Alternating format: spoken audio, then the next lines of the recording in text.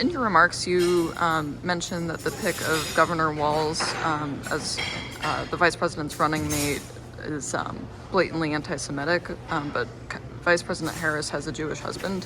Do you stand by those remarks? Oh, absolutely. And the decision of vice president is not just that of the actual candidate. We see that's getting the feedback of activists. That's getting the feedback of Democrats and Democratic leaders all over. All you have to do is just a simple Google search on what people are thinking when she was seriously considering Shapiro, and you have multiple examples of them saying this is going to be problems with our party.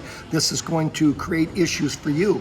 The smart choice by anybody's standard, anybody's political standard, is you would pick the young, energetic governor who actually has, who actually outperformed the president in your biggest swing state. And so, no, I just follow what other Democratic activists said about that and what they were saying leading up to that. Absolutely. And I think they've got plenty of, I think they've got explaining to do, but of course they've got to be asked the question. And the answer's got to be more than, well, I know this Jewish person or that Jewish person. Ask the question of, then do you refute and do you condemn all the other Democratic leaders that told you not to pick him? Because I'm not hearing any pushback towards them. That would be my reaction to that. But there are some Democrats who do support Governor Walz being picked. Well, sure, they sure are. But there's also a lot of Democrats that are supporting Hamas and are doing some of them, are coming up with some of the most inflammatory, anti-Semitic rhetoric that you can think of. I mean, what the Democrats have become right now is protesting and just wait until they go to Chicago. You've got Democrats that are supporting Hamas and supporting what happened in terms of the outbreak in Gaza. That's a fact. That's not Republican spin. The Democrats have a problem. Who's the Johnson? Not Vaughn. What's his name? He used to be an Obama activist. Vaughn. You've got pronounced Democratic activists that are genuinely concerned about the rhetoric coming out of the Democratic Party. Which Democrats do you say are supporting Hamas? Well, go and walk through it. Walk through a protest. Walk through a protest and listen to what they're saying. I mean, I think protesters generally characterize it as being concerned about Palestinian genocide, not necessarily supporting Hamas terrorists. The Hamas terrorists are the ones that have killed children, that have introduced rape into the civilian population when they invaded. There's no talking that back. There's no washing that away in terms of what happened in Gaza and the Middle East. There are some things that are so abhorrent, so over the top, that it needs to be condemned, period, and not worry about upsetting more radical people in your base. If there was a Republican that were out there and that were supporting what actually happened on that day with rape and killing children, you can better believe that I would be talking about that incident before I was worried about radicals in my base. And what has to happen is Democrats have to be asked, just like me, you're pushing me on this, and that's good. I hope somebody's going to push the Democratic chair. I haven't seen it. Anything else you'd like to add? No? Just that the Republican chair in me says, Tim Walz, this is great. I mean, he's radical. He's California crazy. As far as the selection of Shapiro, I'm glad from a political point she hasn't done it.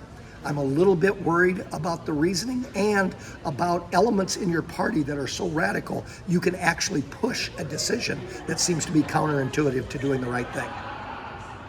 And as governor, Tim Walz has supported ethanol and support for beginning farmers. How do you think policies like that would play out in Iowa? Even the people that I disagree with overwhelmingly, there's going to be some overlap.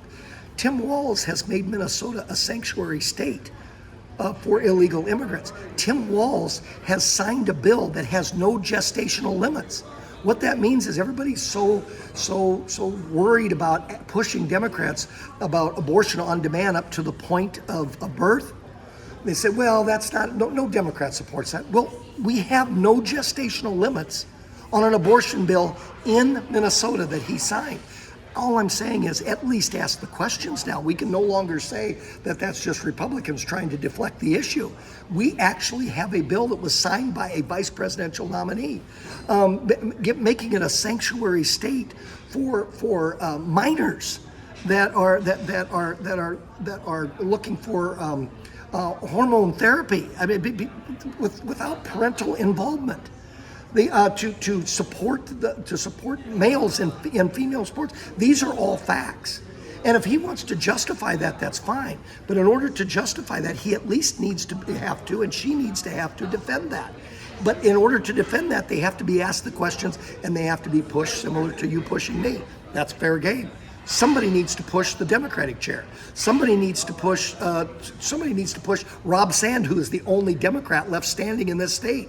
Somebody needs to push some of the Democrats that are in the legislature. There's not very many Democratic leaders yet. Iowans have already spoken pretty clear on what they think of California craziness. Look, I'm not worried. With my comments up here, I'll be honest, I'm not worried about Trump winning Iowa. I'm not worried about Tim Walz winning our electoral votes with Kamala Harris. Not going to happen.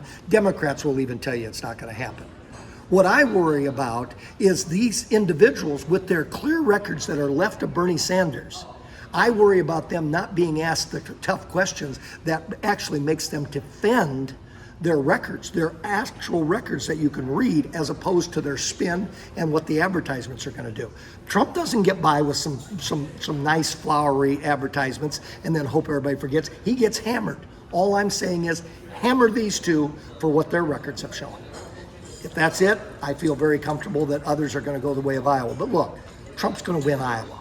Democrats will tell you that if they go off the record, I would assume, if they've got a brain in their head.